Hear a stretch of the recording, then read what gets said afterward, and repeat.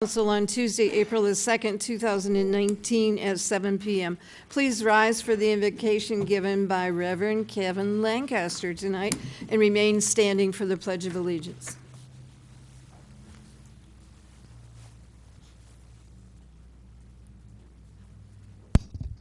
Let us bow our heads. Dear wise and loving Father, first let me say thank you on behalf of all who are gathered here today. Thank you for your many blessings. Thank you for life itself, for the measure of health that we need to fulfill our callings, for substance and for friendship. Thank you for the ability to be involved in useful work and for the honor of bearing appropriate responsibilities. Thanks as well for the freedom to embrace you. Thank you for bringing us together and for loving us.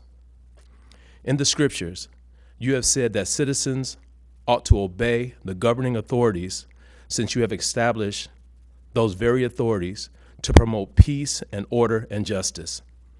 Therefore, I pray for our city manager, mayor, our brave first responders, as well as the various levels of city officials and leadership, and in particular for our city council. I am asking that you will graciously grant them wisdom to govern amidst the conflicting interests and issues of our city, a sense of welfare and true needs for our people, a keen thirst for justice and rightness, confidence in what is good and fitting, the ability to work together in harmony even when there is honest disagreement, peace for their families, and grant and joy for their sacrifices to serve our city. I pray for the agenda set before them today.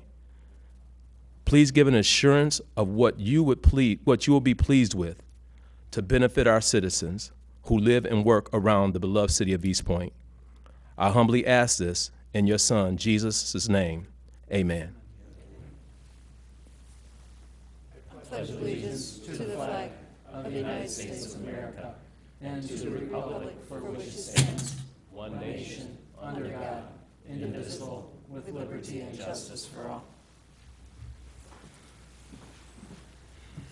Please call the roll. Councilmember DeMonico. Here. Councilmember Lucido. Councilmember Kleinfeld. Here. Councilmember Owens. Mayor Pixley. Here. And with that, I'd entertain a motion to approve the agenda as submitted, please. So moved. Support. Did anyone have anything to add? Move and support. Please call the roll. Councilmember Kleinfeld. Yes. Councilmember DeMonico. Yes. Mayor Pixley. Yes. We'll go into the first hearing of the public. Does anyone wish to be heard at this time? Anyone wish to be heard? Mr. Creech?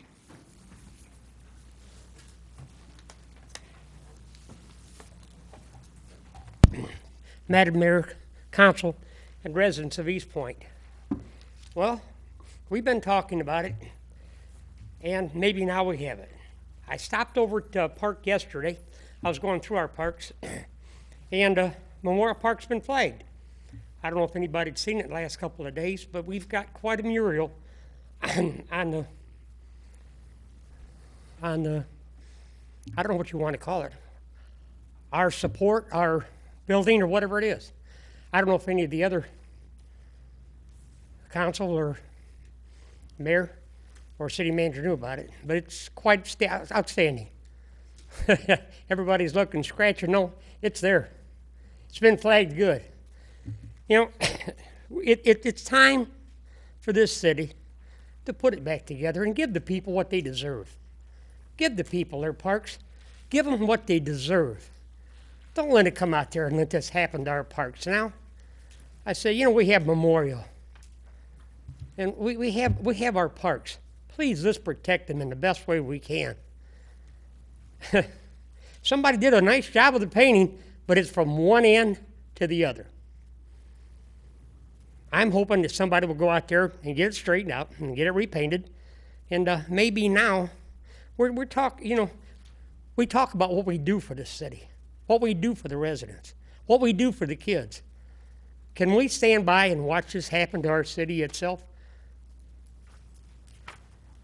I went yesterday, as I say, to the parks, to where our parking lots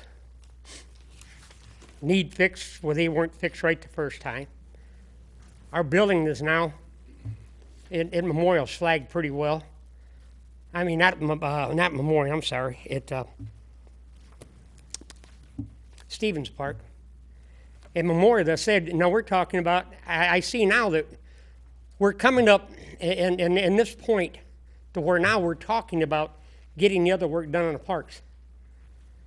Has it taken us this long? Has the city not realized exactly what they can help our residents do, what they can see us do, and what we stand for? We don't need to see this happen to our city. As I say, I don't know if we want to go back up there and say get it repainted right away, or you just want to leave it. You have 30 seconds. Thank you, Madam Mayor, as I said. And as far as our police department, please, help us out. And if you have to, go out there and, and take a better look at it. And please, as I said before too, it's going to happen. We know it's going to happen. But they did a beautiful job on it this time. It's a nice paint job and a nice mural. Thank you very much. Thank you, sir. Anyone else wish to be heard? Mr. Truesdale.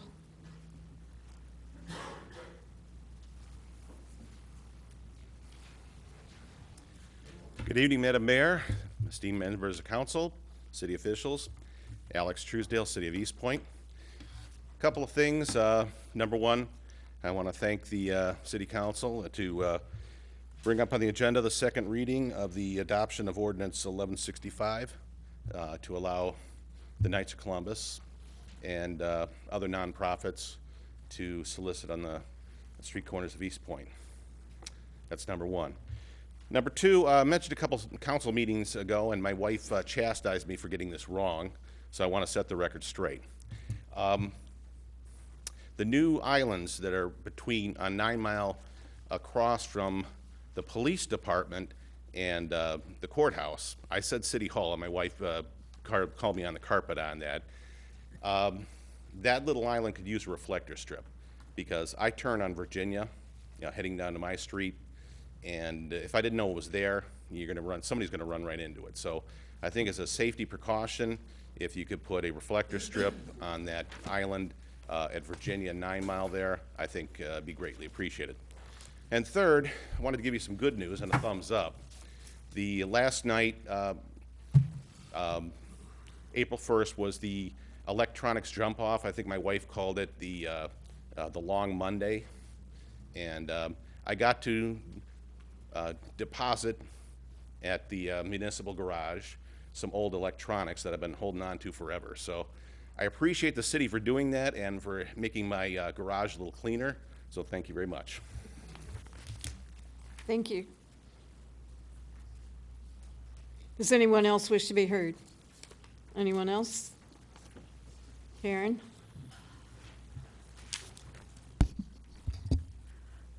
Oh, this is turning out to be quite the busy endeavor for those involved in animal rescues. So it's been on the news recently that in Roseville, 43 dogs were rescued from a hoarding situation. 88 cats were rescued from a hoarding situation in Roseville, along with other animals. On the news tonight, there was a blurb about the USDA finally stopped lethal testing on kittens in regards to parasites. Dow Chemical was in the news not too long ago, and that story went all over the place where they were force-feeding beagles fungicide. That's a horrible way for dogs to die. You're literally poisoning them to death. So what people can do is they can boycott Dow Chemical, and better yet, do not use any type of chemicals or herbicides on your lawns, period. Because there are so many companies out there doing this, it is reprehensible. April is also the Prevention of Animal Cruelty Month, so if you have any of these unused products, you can return them for a refund with your receipt. If you have used them, then show that you have a heart and compassion for these animals and throw away any products that are from Procter & Gamble, Colgate-Palmolive, Unilever, Dial, Clorox, etc. If you are uncertain whether your products are tested on animals or not, you can go to either the United States Humane Society or PETA's website, and they have lists of products that are tested and not tested on animals. These companies torture and kill cats, dogs, rabbits, guinea pigs, and other animals for beauty products, health products, cleaning products, dish soap, laundry soap, toothpaste, shaving cream, shower gel, shampoo, you name it. Whatever you use, you need to check to see if those products have been tested on animals. And again, another reminder, since we're not too far away from Easter, is do You not have 30 buy seconds. any rabbits, chicks, or ducks because people don't have a clue on how to properly care for them, and they just ditch them wherever they feel like. These animals are not garbage. You don't throw them out in the trash. You don't set them loose wherever. And rabbits can, if properly taken care of, live up to 10 to 14 years. And again, I'll remind you, these petting zoos don't give a damn in how they treat rabbits or other animals. That's why they must be banned. Thank Your you. time is up. Thank you. Anyone else wish to be heard at this time? Mr. Jakubiec.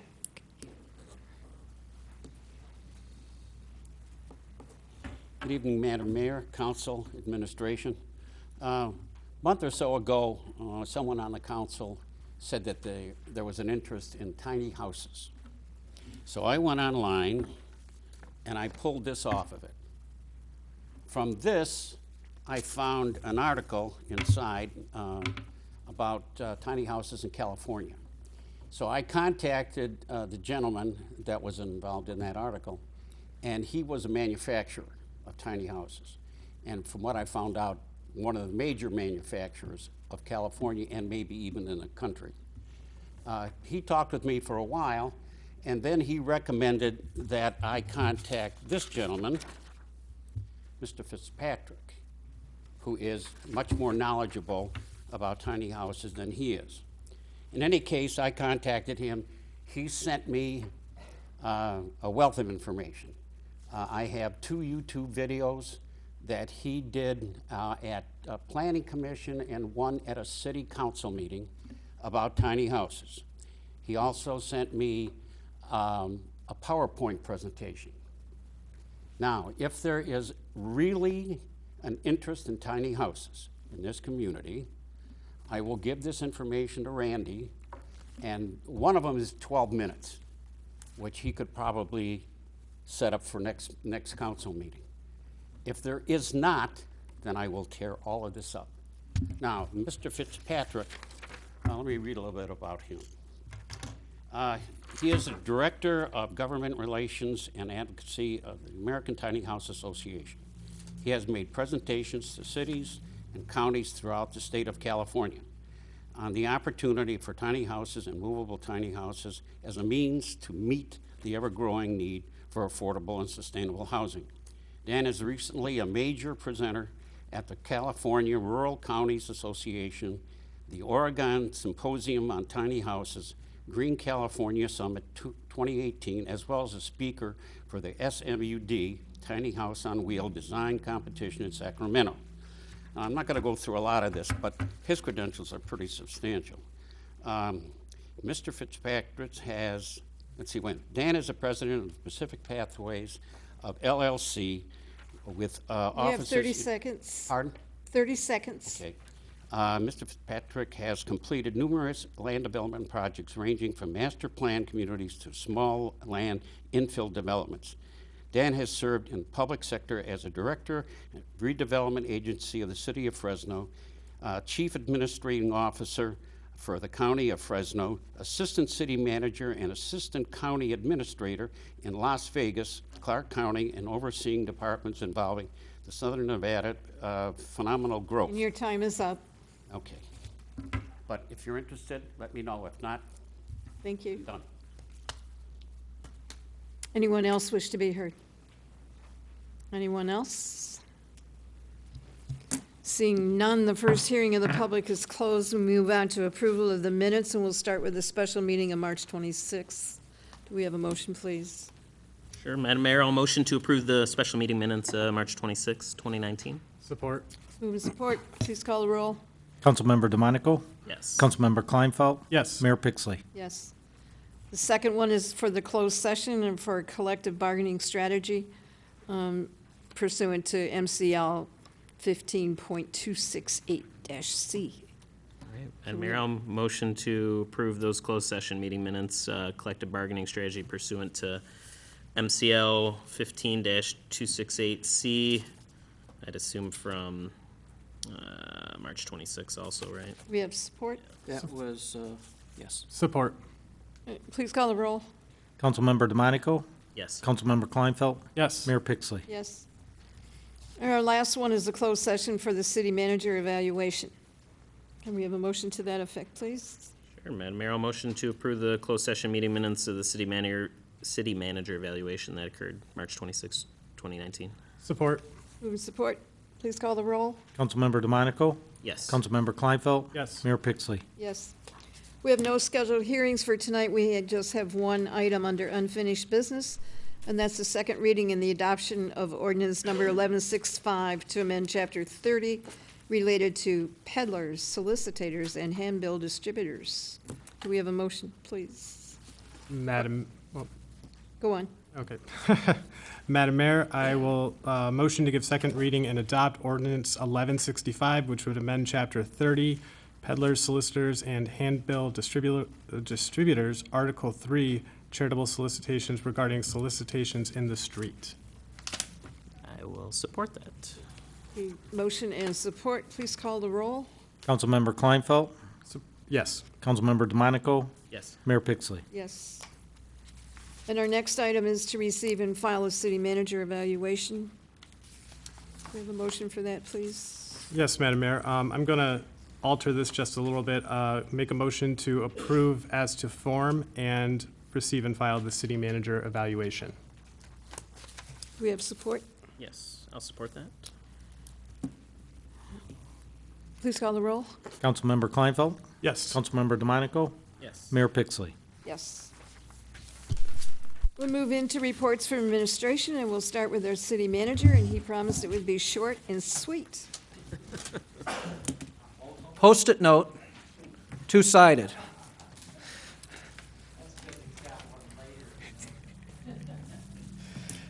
Good evening, Madam Mayor and Council. First, we'll start off with good news. I believe for the first time in 6 years, based on budget document history, the city has a DPW director. I'd like to introduce Mr. Jose Abraham, who comes to us from the city of Detroit. Mr. Abraham, if you could please rise. Mr. Abraham actually started in the finance area of the DPW and worked his way up to deputy director. He has an extensive background, especially regarding funding of road projects. So we all know that we do have a need here in the city, so hopefully we'll be able to use his knowledge for long-term capital planning and funding. So, Mr. Abraham, welcome to the city of Eastpointe, and I'm sure you'll be a pleasant addition to our family here. Thank you. Thank you, sir. Thank you, Madam Mayor. Thank you, the council members. Thank you, the respected citizens of the city of Eastpointe. I am here to serve you, and then I am sure that I will serve to the best of my ability and provide you the best service as we can. Thank you. Thank you. Thank you, sir. Thank you, Mr. Abraham. Also, good news. After the budget was printed, of course, is when the city received in the mail our GFOA award for our distinguished budget presentation for our last budget. So I think in some of the cases, we were able to sneak that award into a budget document. So if you downloaded it early on Friday, you don't have the whole document. We updated it. It was, I believe, today. So yes, we have another GFOA award. So I do have an error in the budget document. I said we have received 5. We now have 6. So I have a correction to make. Also, another update from American Tower. They just don't seem to want to go away. If you will recall, back in October, American Tower had a deal on the table to give the city $10,000 for a 30-year extension of the cell tower agreement.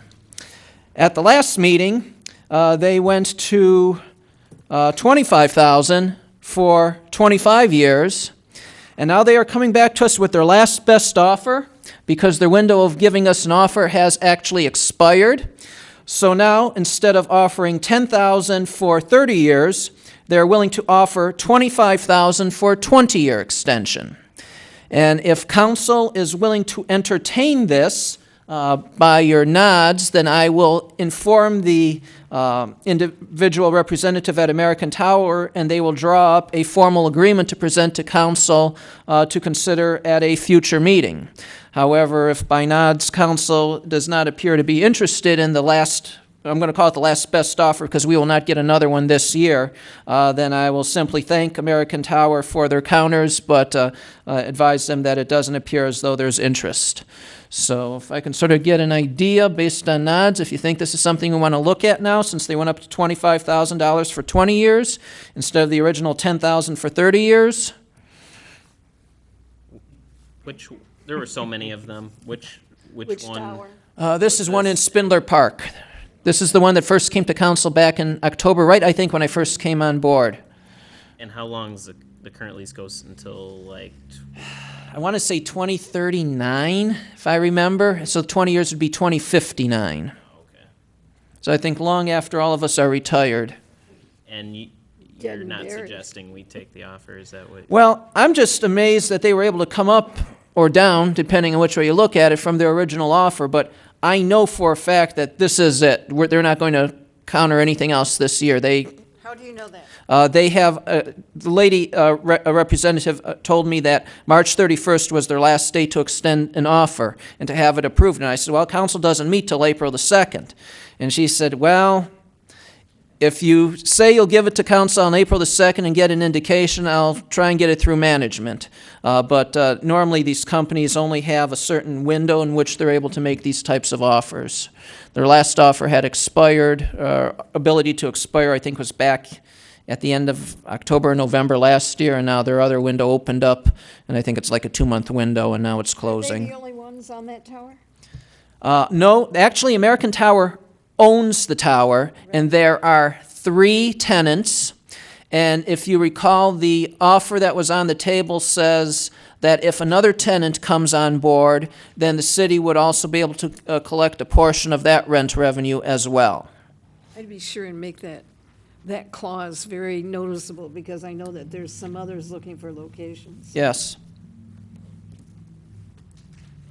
I guess I'm gonna not go for it, and we'll see what happens. Yeah, we'll revisit in 20 And years. you'll come up with another package for the next meeting, and have them come up with a package for full council approval. Okay, I can do that. It doesn't hurt to If it's ask. okay with Because Kleinfeld. Yeah, well, it sounds like the two of you want to pursue it, so. and then we'll see what happens when the other council members Just come. as long as that clause is written, because I know there are a number of. Cell companies, that are yes. looking. And American Towers actually made the argument that it's important to lock in a long-term lease in order to attract a tenant. Now, I don't know if that's a legitimate argument or not, but I guess it could make some sense. If a company wants to invest money in something, they need to know that they're going to have that location for a period of time. So I haven't been over back to Spindler Park, but when we first did this contract with that tower, there was a lot of hullabaloo about whether they were going to provide landscaping, and they agreed to do the landscaping. Have they maintained that landscaping around the tower? I don't know anything about landscaping. They maintain the area around. Because there were a lot of the neighbors and so forth that wanted it to look good, not necessarily like a tower was standing there. So I just want to be sure that they owed up to their agreement previously. All right. Okay, continuing. Mr. Truesdale, the reflective strips, unfortunately, we're a little late. Someone already ran into the island. Actually, that project isn't complete. It's supposed to be completed when the weather breaks, so it just broke. So it's on both sides. I know we're getting reflective strips and I think some other little things to make it look pretty. So yes, administration is aware of it in more than one way. Okay, meeting update. Planning Commission meets Thursday at 7 o'clock. Civil Service Commission meets Monday at 5 o'clock. Arts and Cultural Commission meets Monday, April the 8th at 7 o'clock p.m., and that is at the Patriot Building. On Wednesday, meeting day again. Sarisa is at 2 o'clock. Rare is at 3:30, and Parks Commission at the Patriot Building at 7 o'clock p.m. And just before our next council meeting on Tuesday the 16th, the Library Commission meets at 4 o'clock. And once again, good news, Johnson Street residents, weather permitting, Monday, April 15th, construction is scheduled to begin. They're going to start with the storm sewer lines and intermittent driveway closures. All residents are receiving this bright yellow sheet of paper, either today or was yesterday. And then the actual pavement removal is scheduled to begin Tuesday, April 30th. And my understanding is that this work will be completed by the end of the fiscal year, which is June 30th. So that is why you will not see this appropriation in the budget, because we have been promised this will be done by June 30th. And that, Madam Mayor, will conclude my report unless council has any questions. Do either of you have questions? Nope. All right. And our finance director is on vacation this week, well-deserved vacation. So we'll move on to our city attorney, Mr. Albright. Thank you, Madam Mayor, members of council. I only had one item this evening. It's our monthly status report. I'm happy to answer any questions the council may have regarding that. Do you have any questions? I do not. Thank you. All right, let's move on to new business, and our first item is discussion on the Patriot Building, the use agreement, and the mural suggestion. So, Mary Van Haren, did you want to come forward? And while she's heading up, I brought this up again because, of course, we talked about it before and approved tables and chairs and et cetera for the building to finish it. And we had discussed a use agreement for community groups and the city to use it, and also a mural. So I just wanted to bring that back up. And Yeah, and I'm happy to see it back on an agenda.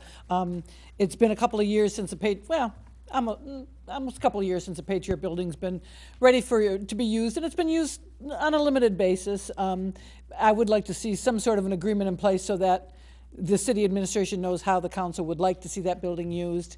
And I think that the intention initially was that this was just a starter, and it certainly, expected changes and, ideas and modifications, so. Did you have an idea about the topic of the mural? No, I don't think a topic has been discussed at all. At the time when we were first looking at doing this, and this was actually before the Arts and Cultural Diversity Commission was established, I just thought that the idea of putting a mural on that building would be appropriate, because the intention was to use it for Arts Commission meetings and art exhibits and of the like, and being in a park. So there hasn't been any specific discussion about it, what the content of the mural would be. As I recall, back in 2017, the topic was that we had spent some money to develop it and to furnish it and so forth, and that we just didn't want it confined to just art, that we wanted it used for other groups as well. Right. So I understand that beautification has been using it for their meetings and parks and so forth, and that's the true purpose of it.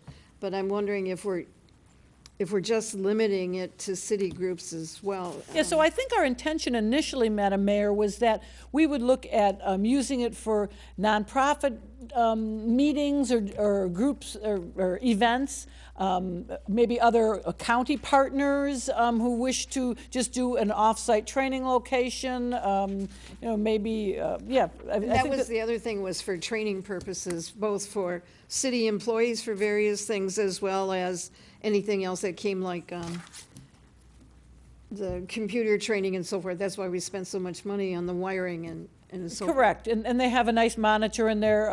You can, project on the wall and hook it up to a laptop so that you can, view slides or video. Yeah, it's a nice facility, and it's just, something different than being in City Hall, I guess. But the specific users of it weren't identified so much as administration just thought perhaps nonprofit. We didn't want to see it used in a manner that would compete with Rare Building, if you will, because that building is available for the public to rent to hold a wedding shower, if you will, or a baby shower. They have rooms for that kind of thing. So we didn't anticipate it being used in a private manner like that, or that there would be fees associated with it, but perhaps there should be some sort of a user fee. So when it's being used, who opens it, unlocks it, and who cleans it afterwards? Right now, it's just being opened by administration, and actually a couple of members of the Arts Commission have key fobs to get in and have the security password to deactivate the security system, and then they reactivate it upon leaving. I'm there for the arts cultural meetings also. I don't know if the Parks Commission is using it at all. Mr. Svoboda's nodding his head that they are using it. Who cleans it? And it's cleaned by J.J. Mish, our contractor for the parks. So there's got to be a charge for that, correct? Should be part of the contract. It's part of the contract that it's certainly cleaned throughout the summer months, and I don't know in the winter if there's an additional charge. I'm not aware. Well, I thought from your proposal, we had just essentially suggested if a group's using it, they just leave it as they found it, and, then there shouldn't be any additional clean, just normally what we'd need to do to empty the garbage cans and. Yeah, I think that could work until we found that it didn't work, or we had a Right. problem with it, and then we'd address it at that time. Yeah.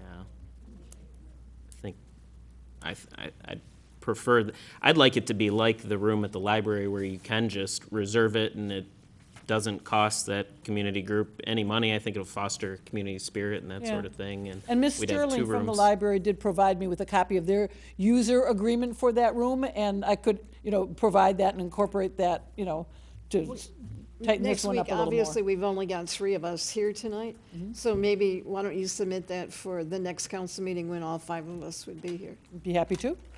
I think that would be good. Unless you have something else. Well, no, that's all. I was going to suggest we actually take action at the next meeting so that Councilwoman Owens and Councilwoman Lucido were here. I would just suggest that we essentially have 2 motions, one about approving a use agreement, of course, which can be modified in the future if we need to, if we come across anything, but we come up with a few ideas, put it in a use agreement, approve that, and who can use it and when and such. And then a second about the mural on the outside of the building. I think we just approve that the Arts Commission can put a mural. We'll just, say it's, Mary had put in here where it's going to be. I think we just approve that. Because the mural is a one-time thing that you would approve, so Yeah. if you're going to bring that forward, I think that you should have some suggestion of a design. And that certainly would be appropriate. The Arts Commission, again, like I said, they haven't discussed specifically what, they like the idea of putting one on the building, but what it would be, hasn't been discussed, so they could come forth to council, I guess, with a sketch or ideas about what it would look like. I know at a previous meeting, the Arts Commission talked about micro grants. And I know that the way, at least, I can't remember the name of the organization, it was Anton Arts Center. Yeah. They prefer communities that invite community input, so as part of paying for a project. So that might be something to look at and put an application in for. Okay. All right, thank you.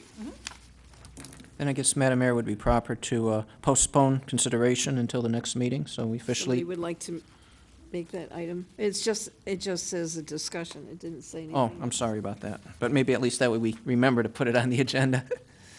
Sure. Yeah, Madam Mayor, I'll just motion to table this to next meeting, and then we discuss, the 2 different motions about the use agreement and a mural at the next meeting then.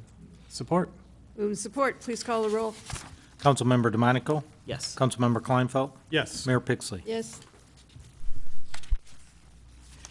All right, our next item is the presentation of the city manager's proposed budget.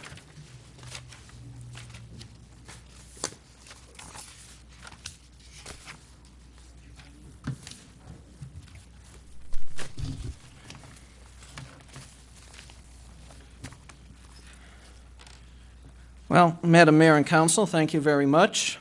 My goal was to release the proposed budget earlier than last year, and I think we succeeded in that part. My second goal was to produce a balanced budget. We succeeded in that part. And number three, my goal was to produce somewhat of a structurally balanced budget, which I believe we succeeded in that part. So, to begin, this 200 and I don't know how many pages, let's call it 50-page document, is the combined work effort of many individuals. The department heads, Randy Altimus, Carol Apley, Randy Blum, George Ruhib, Nick Sage, Carol Sterling, and Mary Van Haren, all were directly responsible for authoring the narratives for their departments. For Carol Apley, George Ruhib, and Nick Sage, this was the first time that they were working on a budget for the city of Eastpointe. It was also my first time, and I can say it was a very educational and enlightening experience for all of us, especially since I threw a couple curveballs in here, which I will describe a little bit later. We sort of had to take a little bit more of an investigative review of the budget requests than maybe in prior years. Also, thanks to Court Administrator Karen Haydette for her part in helping with the court's budget requests. And finally, to my staff, Linda Linson and Joseph Marucci. Linda is the person responsible for physically putting this entire document together and making it available for online posting. And Mr. Marucci served as primary editor-in-chief. And last Thursday at the department head meeting, we had a very quiet meeting as I had a pile of papers and I distributed to all of our department heads saying, make sure you don't grab yours and proofread. So we actually had department heads critiquing other department heads' narratives. So this is really a team effort, and I'm very grateful and proud of the work product. How did we put this budget together? One big change this year is we purchased the BSNA HR module a couple of years ago, but we never really properly and fully implemented it in terms of programming. And there's a neat feature in that program that allows you to essentially create a personnel budget. And by pressing a couple of buttons, answering a couple of questions, you should be able to know what the exact total cost is of every single employee here in the city. Now, we weren't quite at that point because we're still trying to populate the information in the database, but that step that we did take saved a lot of time in terms of data entry by both department heads and calculations by our finance director. So this is really driven by historical costs and future projections. Number two, we are preparing the budget in accordance with GAAP. And this means that the way that the budget is presented is the same way that the financial report is presented. So our general fund, our tax reversion fund, and our supplemental retirement fund are all presented as one fund in the proposed budget. GAAP does not allow the budgeting of fund balance. That is a balance sheet transaction, so we are not budgeting fund balance anyplace. We also do not budget capital outlays in the proprietary fund, so you will not see them on the face of the financial information in the budget document. However, within the detail, we do put the numbers in and back them out, which are very clear. Finally, we are also adding depreciation into the budget in proprietary funds, as this is a requirement of GAAP. And also, we are not including transfers in and transfers out in revenues or expenditures because that is not GAAP. And I'm also trying to minimize the use of transfers in and out, especially from the general fund. Because of our Public Act 202 calculation, we have to look at total expenditures. And if we do not have transfers out and absorb some of our costs that we may be actually funding out of different funds into our general fund, we have a larger playing field to deal with when we do our Act 202 calculation. Number three, we have a better identification and allocation of our costs. And what does this mean? This means that we took the testing and hiring costs that used to be buried in the civil service line in the city manager's office, and we're assigning it to the various departments. So if a department is going to be hiring someone, that's a cost of that department. That will be properly reflected now. Number two, we've actually split the city manager's department into audiovisual, personnel, and civil service, because all of those are actual separate types of programs that this city funds and most cities fund. So for comparison purposes, it's important to really split those costs out.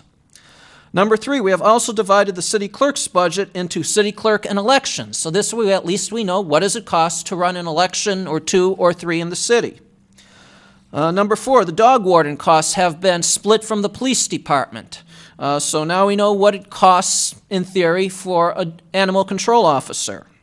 And finally, and the biggest split out occurred in the building department, where we have now separate tracking centers for a rental inspection program, economic development, home demolition, and blight removal. Now, have we identified all of the costs that each of these departments in the city has? No, not yet. We're getting there. But majority of the major costs have already been pulled out. So the public will at least get an idea to see what these functions cost. Now let's look at the highlights. Number 1, the budget is structurally balanced for 2 fiscal years.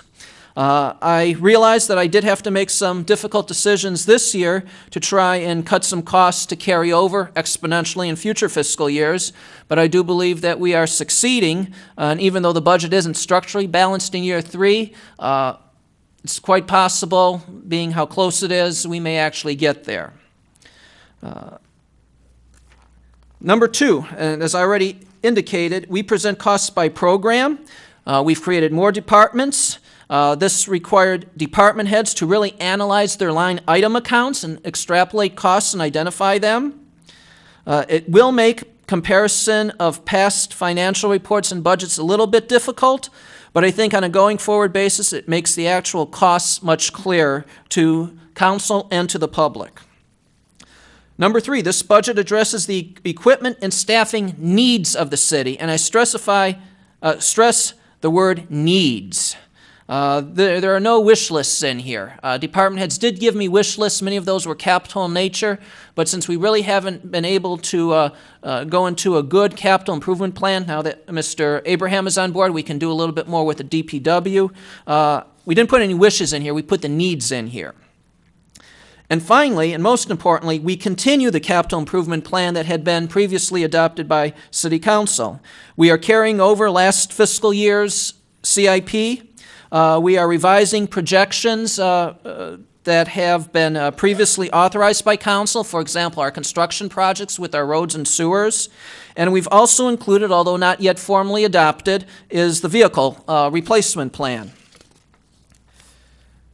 Now, let's take a look at where we were 1 year from now. And let's look at the very far right, and boy, this is bad. You can't see it. Well, there's a big red number over there in fiscal year 23, and that number was $1,839,339 in the red. That would be an operating deficit. Let's go 1 year forward to today. It's not at the end now, it's sort of second column from the end. That number is now $274,871 deficit. We essentially cut $1.3 million from an anticipated deficit over the course of the year. That is good news. Now, you're probably wondering, how did we do it? Well, we were fortunate in that our anticipated tax collections have gone up a bit.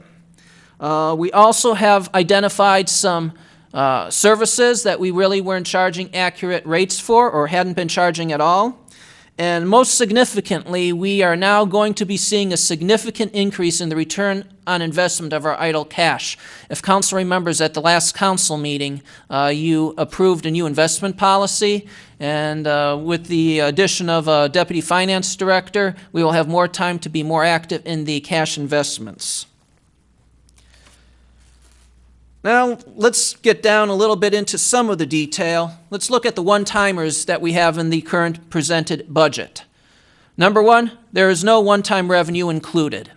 I know that council has probably close to $1 million invested in property that'll be sold from the tax reversion process. We are not anticipating that a single penny will be realized by the city either this fiscal year or next fiscal year. And why are we doing that? Because we want to present a conservative estimate. So that $274,000 negative number that I just mentioned it could actually be in the black in that year in the event that we sell any of the property that we presently have. In terms of one-time expenditures for the current general fund budget, we have 5 of those, totaling $639,526. One of the things that we did is we eliminated the equipment replacement fund because there is no stable source of revenue, and we're always transferring money out of the general fund to that particular fund. Explained earlier, we want to minimize transfers out so that we increase our base expenditure for Act 202 calculations. So what are these one-time expenditures? These should not be something that are surprises, really, to council. $200,000 in computer upgrades. I understand that was postponed from the current year's budget to next year. We're putting in about $225,000 for defense costs in the U.S. Justice Department lawsuit. That number could go up, it could go down, depending how the case goes. We have $101,360 in operating equipment for the police department.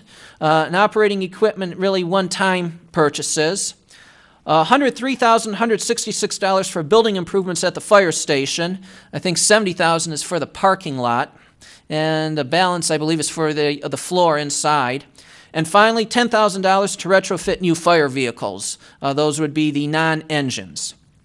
So when we back out the one-time expenditures, that's how we're able to continue in the black for the next fiscal year and almost for the year after that. I had mentioned earlier that we have some new recurring revenues.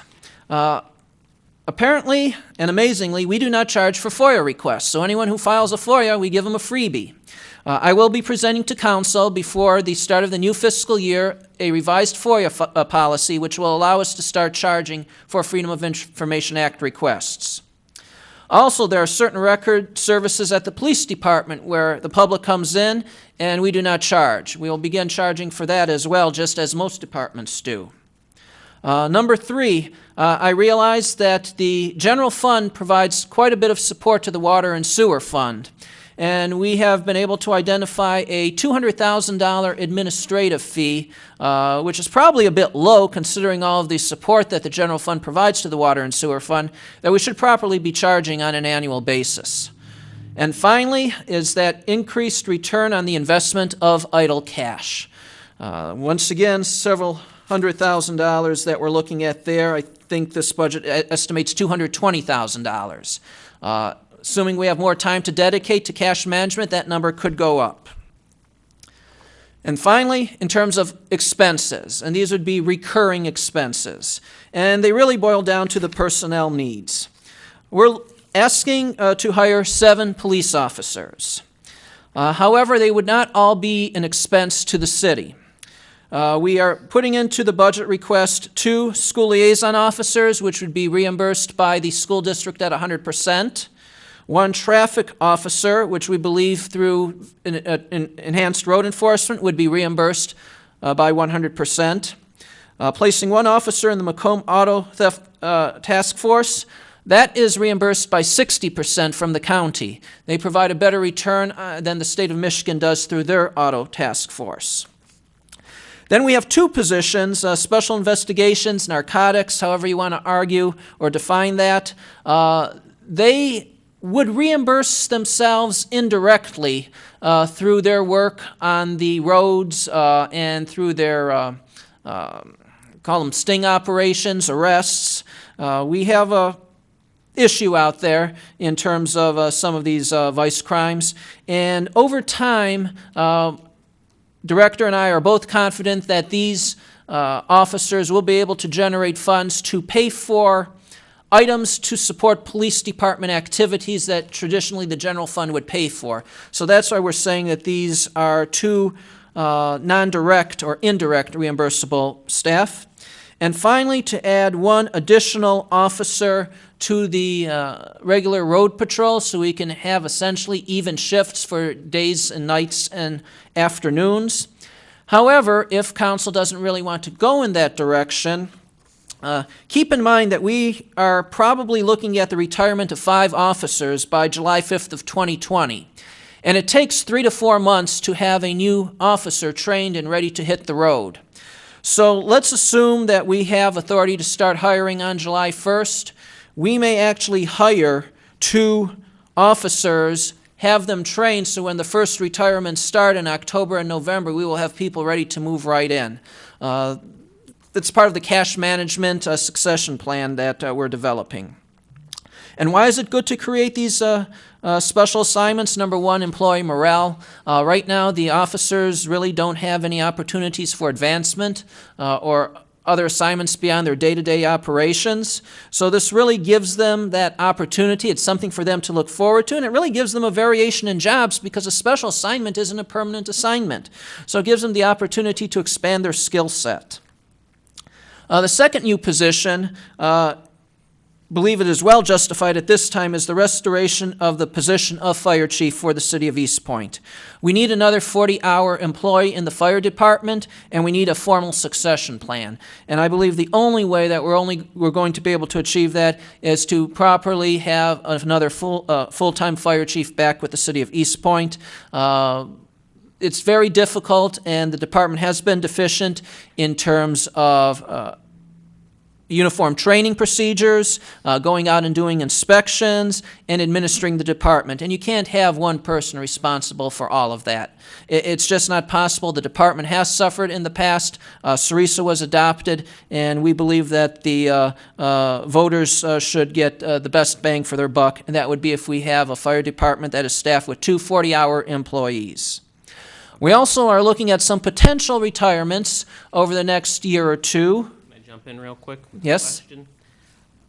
Are you suggesting then splitting the director then? No, we are Fire not. chief job? We're not suggesting okay. split. The director would still maintain that, just as the charter requires we have a director. What we're saying is we get another 40-hour man in the department. Okay. So essentially we hire one new firefighter. Okay. Well, I mean, it's a director and 2 deputy chiefs. I don't understand how you're suggesting, You because need isn't some- Mr. Rohib's the fire chief? You need somebody for the inspector business, because that position is divided between both building as well as fire. Okay. Okay. Maybe I'm just It would caught up probably on the be a word. deputy. All right. I understand. Okay, and then we're also anticipating some retirements. One has already, I have a date for the other one, looking out into the future. And also to address one of council concerns about a community development, economic development director. We have a community and economic development director who also serves as our building official and building inspector, and it's very difficult to concentrate on development if you're out there enforcing. So the idea is to bring in a part-time building inspector to help relieve a portion of that workload from our community and economic development director, who then will be able to dedicate more time to community and economic development activities. And also our librarian has given me a date for retirement, so it is important that we bring someone on in advance so that we have a proper succession plan, so when the librarian does retire that we will have somebody in place. And then the final personnel need, which I have advocated for a while now, is that of the personnel director. And I had indicated that we do have a lot of retirements coming up. There's a lot of personnel needs in the city. The position is really more of a technical position, like a finance director, like a clerk in terms of technical requirements for the job, like a building official. It's no longer something like a generalist. You really have to know what the laws are and keep up on those. And if there is another personnel director that can concentrate on the personnel side, it will allow me to concentrate more on city manager tasks in terms of evaluating and planning and that high-level work that you're really looking for me to do. So those are really the big changes to the budget. News is good. I am recommending that council have their budget sessions on Tuesday, April 30th, and if necessary, on Wednesday, April 1st. The public hearing, in accordance with the with the Budget Hearings of Local Governments Act, would be the first council meeting in June, and then official, and with the introduction of the budget ordinance at that time, and then the final adoption would be for the second council meeting in June, so we'd be ready to go by July the 1st. I would strongly encourage council to read the budget message, which is the first 18 pages. The format has changed dramatically from the last budget message. I'm speaking more about what the changes are and what we're doing and where we've been than talking about budget philosophy. And then, of course, you can go into the individual department sections that the department had spent a lot of time and energy on to get a little bit more detail. So looking forward to receiving questions as they come along. I'm not expecting anything big today because this is a rather large document. I don't believe anyone had that much time over the weekend to read 250 pages, and if you did, I'd be impressed. But I'm not upset if you didn't. I actually haven't finished reading the whole document either. So hopefully this presentation was short, sweet, news is relatively good, at least I think it is, and hopefully council believes it is, so that the decisions that you have to make come June will not be that difficult. But I am willing to answer any questions that you may have at this time. I didn't have anything else. I'm trying to pull bits and pieces off the website. I didn't realize that it was on the website, and we weren't given our copy until tonight at the council meeting, so it's hard to go through the whole thing because it's such a different format than what we're used to, and it's going to take us a little while to go through it and try and put it all together. Well, in reality, Mayor, the format is actually the same, and I think the page numbers are pretty much the same as last year. My direction to my department heads was, do not make Ms. Lintz renumber the pages in the document. So you're pretty much seeing the same format. The only difference, I think, is in terms of the budget message, where you'll really get the capstone of what the, I want to call it, presentational changes are. And I pull that out in charts, so you can see it right up front. So that's why I say the first 18 pages of that budget message, that's important. You read that, you should have a real good idea what the budget has included. Okay, any other questions? Well, and I think Councilwoman Lucido and Owens were okay with those two dates, because I think we mentioned them before, so I'll just motion that we, well, thank you, Joseph, and I'll motion we receive the city manager's proposed fiscal year 2019-2020 budget and schedule work sessions for April 30, 2019 and May 1st, 2019 at 6 p.m. Support. Moved and supported, please call the roll. Councilmember DeMonico? Yes. Councilmember Kleinfeld? Yes. Mayor Pixley? Yes.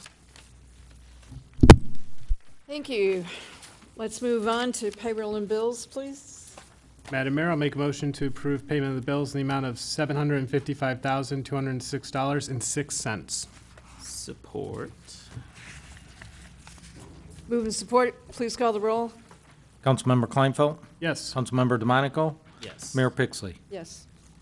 With that, we'll move into the second hearing of the public. Does anyone wish to be heard at this time? Anyone? Mr. Creech?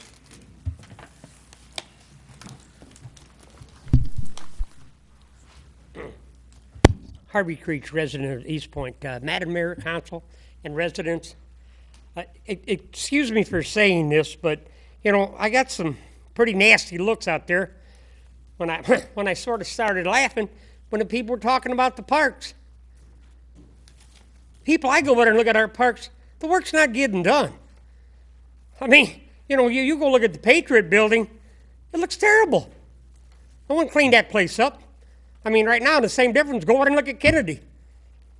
It's been, you know, no one goes and looks at this stuff. We have a view, you know, everybody looks at me like, wow, does this all happen? Yes, it all happens in Earth City. And it happens every day. And everybody looks at me like, should I be the one that has to tell them what happens? Yeah, maybe I should be the person that says this. And then, Mary, I apologize for you, but you look at me like, you know, what's happening? When you said this, as far as the murals and the rest of the stuff goes, there's a beautiful mural over there at Kennedy right now. We didn't put it there. You don't know anything about it, do you? No. I know you're in your Parks and Recreation. As I said, we're talking about Parks and Recreation. We can talk about it, but if no one goes over and takes a look at it, what do you see? And you go over there and we talk about Spindler. You know, we talk about who's supposed to take care of it's not being taken care of, people. It's not. It's that simple. Why should the residents have to come in here, especially me or some, and tell you what's happening in our city? We have people, we pay people, we're supposed to have all this taken care of before we come in here and do this. And everybody looks at me and goes, wow, I don't know anything about it. I didn't do it. Well, these people out here, if they didn't do it, they come because they come before this council the same way I come before them. This city doesn't need to know what happened because the resident has to come in and tell them. You know, our parks and recreation, if we had the people, now we don't have the money to take care of this. We don't have the money to take care of this. Now we've got a recreation department supposed to be doing this. Now we have other people supposed to be doing this. Now we're waiting for money to do this. Well, while we're waiting, nothing's getting taken care of, people. We're talking about extra money for this. Mr. Sabota, you're doing a great job. And I think this year we're talking about a parks director. We're talking, especially this gentleman that just come on board, you know, for the DPW. You have 30 seconds. Thank you, Madam Mayor. Please go out there, you know, and the gentleman, you know, it's a full-time job. There's no part-time jobs in this city. Everybody should know this by now. Because we're not looking and we're not watching our back door right now, well, people are closing our doors behind us faster than we open up the front doors. Please, Madam Mayor and Council, I see right now the same thing about it. It shouldn't be residents that come up here and tell you what's happening to this city. The police or somebody should be able to tell you this. Up, sir. Thank you. But it should be happening by other people than just residents. Thank you. Anyone else wish to be heard? Anyone else?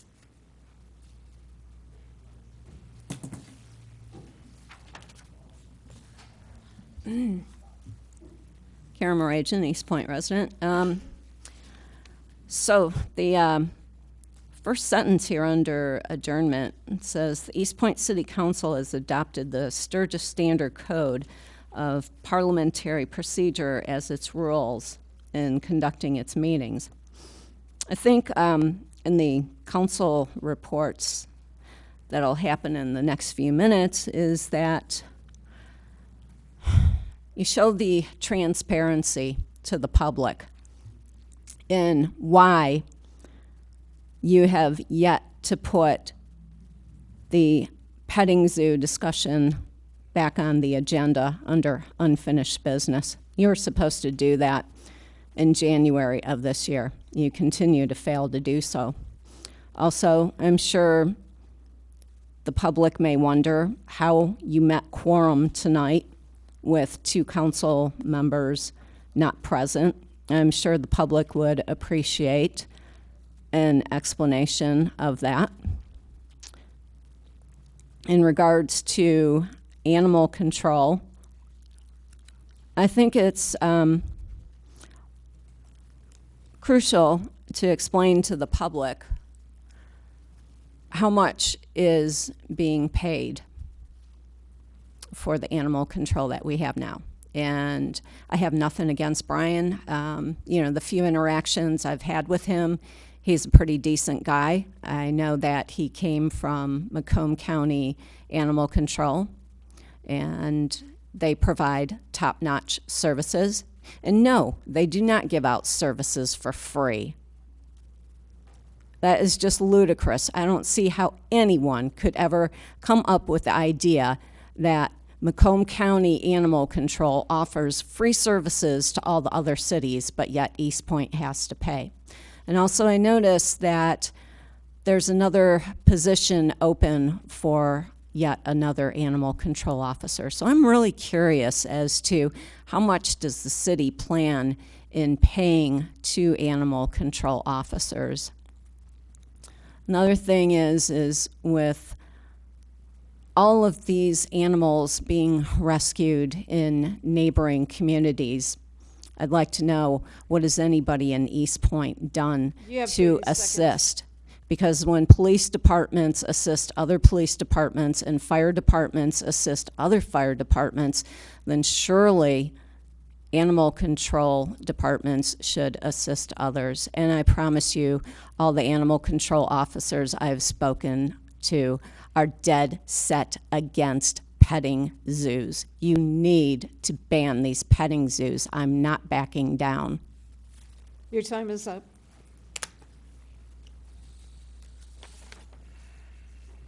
Anyone else wish to be heard? Anyone else? Seeing none, the second hearing in the public is closed. Move on to mayor and council reports. We'll start with Mr. Kleinfeld. Mr. Kleinfeld, Sure. since you're the expert on animal control costs, would you care to address that? Yeah, I'll just respond to a couple of points. First of all, the posting for the full-time animal control is going to replace the part-time. So we're not adding a whole new officer, we're extending that part-time position to a full-time one. And as far as with the county, I know that, Ms. Morajian, you seem to be under the impression that the county charges other communities for some of the services that they're refusing to give us. Well, I'm saying you seem not to believe that. I am telling you, they are trying to charge us for services that they do give to other communities for free, specifically charging us, St. Clair Shores, and Roseville. And Ms. Nuragian, let Mr. Kleinfeld speak, please. and I've gone to the county and I've spoken to them about it. I know that they're aware. I'm hoping there'll be some sort of progress in terms of treating all the communities fairly, because Eastpointe does pay taxes for that, and we're paying taxes for services provided to the northern part of the county and then being told we have to pay on top of that down here. Given all those issues, that's why we have hired an animal control officer and we're moving to a full-time, and I know we're still looking at options in terms of what we can do for a permanent solution that gives us good services.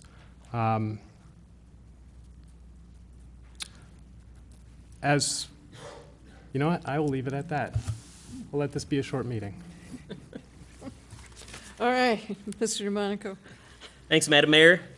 First, yeah, also, Ms. Morajian, the mayor is considered a member of city council, and there's 5 of us total, so 3 members is a quorum. That's how we have quorum tonight. None of us could have been missing today, or else we would not have had quorum. But 3 out of 5 is quorum. And Mr. Creech, when you're up here, please address the mayor. Don't address department heads or other people in the audience. Please address the mayor up here. And get rid of your hat too, please. Thanks.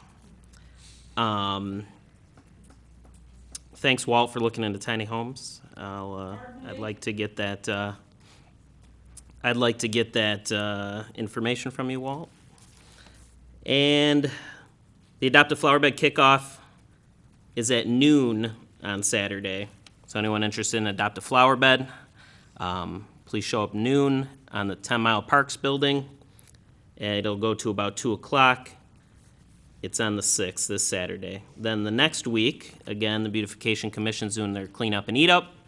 Pick up litter at 9 a.m. Meet at 8 in Gratiot.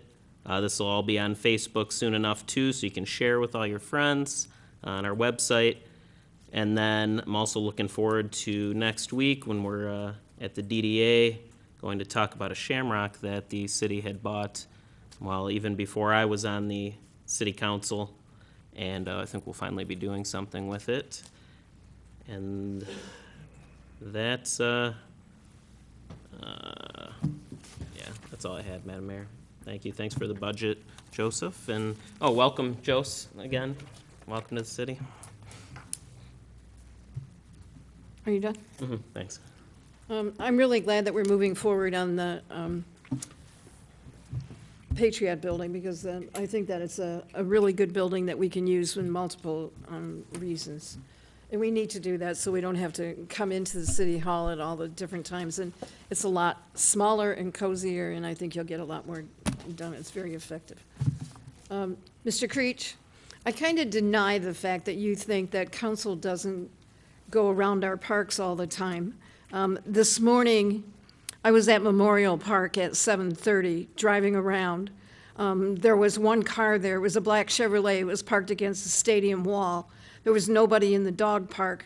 I walked around, I didn't walk around because I can't walk that distance right now, but I drove around that one. I also drove around Kennedy Park and Spindler Park, all this morning early on. So we do get out, and I'm sure that Mr. Kleinfeld walks his dogs over to Memorial Park many a day, and I know that Carty is out and about as well. We may not get to all the parks, but we do go out and look. There's painting there. I didn't see the painting at 7:30 this morning, but the person to report that to, if you see it, and you see it right away, is the police department, so they can follow up on who did the painting. Congratulations to Randy and Randy on the GFOA award for the 6th time. That's a really outstanding achievement. I think we're probably down to only 10 cities in the state of Michigan right now that have achieved that number of times. So congratulations, that is quite an achievement. I think the adopt a flower bed, I'm glad you're waiting one more week, because when you talk about adopting a flower bed and we got snow on the ground, it's not really all that enticing. So I'm glad. Well, no gardening yet, just the talking and hanging out. The Memorial Day Parade, we will be putting flyers and posters up soon, but it is on the 27th, which is on Memorial Day. We'll start off in the morning with a breakfast over at the Odd Fellows, and it's free to all veterans, so be sure and plan on being there. Starts at 8 o'clock in the morning and will go on till about 10:30. The parade lineup is at 11, and we're encouraging different groups to come forward. There's quite a few people that are maybe a little bit upset about being in St. Clair Shores Parade, which goes like 7 hours, and ours is short, it's sweet. It's only going to be an hour, so we're hoping to entice some people from over there, particularly with the Girl Scout troops and Boy Scout troops that we have in our local city. And after the parade, there will be a community picnic in the pavilions over at Kennedy Park.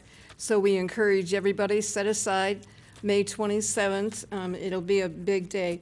So we're looking for people that would like to participate. Usually we get some of the churches to make some floats, and also the community groups. So should be a big day. And it's not going to rain, and it's not going to be 100 degrees. And I don't have anything else at this moment, so I would entertain a motion to go into closed session. Madam Mayor, I'll make a motion to enter closed session for the purposes of pending litigation with the DOJ. Support. With support, please call the roll. Councilmember Kleinfeld? Yes. Councilmember DeMonico? Yes. Mayor Pixley? Yes. We'll go into closed session at 8:20.